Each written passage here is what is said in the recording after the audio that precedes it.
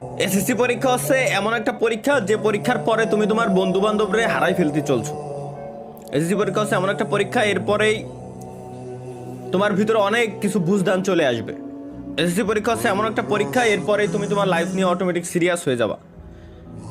SSC পরীক্ষা হচ্ছে এমন একটা পরীক্ষা যে পরীক্ষার পর তুমি এখন যেমন হাসি খুশি হাসি খেলে বেড়াচ্ছ, এরপরে দেখবে অটোমেটিক তোমার মাথায় কিছু না কিছু চলে আসছে যে আব্বুর কাছ থেকে আর টাকা নেওয়া যাবে না, নিজের কিছু একটা করতে হবে, নিজের কোনো কাজ করতে হবে। হাসি খেলে বেড়াচ্ছ না। এসএসসি প্রত্যেকটা ব্যক্তি এসএসসি পরীক্ষার পরেই 90% ব্যক্তিরই এসএসসি পরীক্ষার পরে এই বুঝদানটা চলে আসে। কারো একটু বেশি সময় লাগে, কারো একটু আগে আসে, কিন্তু বেশিরভাগ টাইমে এসএসসি পরীক্ষার পরে আসে। সুতরাং ভাইয়া, হাসি খেলে বেড়াচ্ছ এখন, এই লাইফটা এনজয় করতেছো, এটা কিন্তু শেষ সময়। পড়ালেখাটা ভালোভাবে করো। এই এসএসসির রেজাল্টের উপর ডিপেন্ড করে বাকি সব কিছু হয়। 8-এর রেজাল্টও কোনো কাজে লাগে না, 5-এর রেজাল্টও কাজে লাগে না, 2-র রেজাল্টও কাজে লাগে না, 9-এর রেজাল্টও কোনো কাজে লাগে না। রেজাল্ট কাজে লাগে তো একটাই, এসএসসির তুমি কতটুকু শিক্ষা অর্জন করছো, এটা কাজে লাগে সব সময়।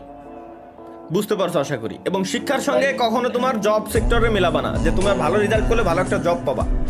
বাদ দাও, এরকম জব করিই না, কোনো দরকার নাই। শিক্ষাটা হচ্ছে এমন একটা জিনিস, তুমি পরীক্ষায় ফেল করো সমস্যা নাই, কিন্তু শিক্ষা অর্জন করো, জ্ঞান অর্জন করো। জব টোটালি আলাদা সেক্টর, এখানে এক্সপিরিয়েন্সের মূল্য আছে, শিক্ষার মূল্য দেয় না, এক্সপিরিয়েন্সের মূল্য দেয়, বুঝছো? এই আমিও কিন্তু আমাদের অফিসে আমি যখন ইন্টারভিউ নেওয়ার সময় তার রেজাল্টটা দেখি, জাস্ট হচ্ছে রেজাল্টের উপর কি ডিপেন্ড করে, রেজাল্টের উপর ডিপেন্ড করে জাস্ট এতটুকুই যে সে কতটুকু শিক্ষিত এবং সে কেমন বুঝে, এইটুকুই, এছাড়া আর কিছুই না। আর কোন পর্যন্ত সে পড়ালেখা করছে।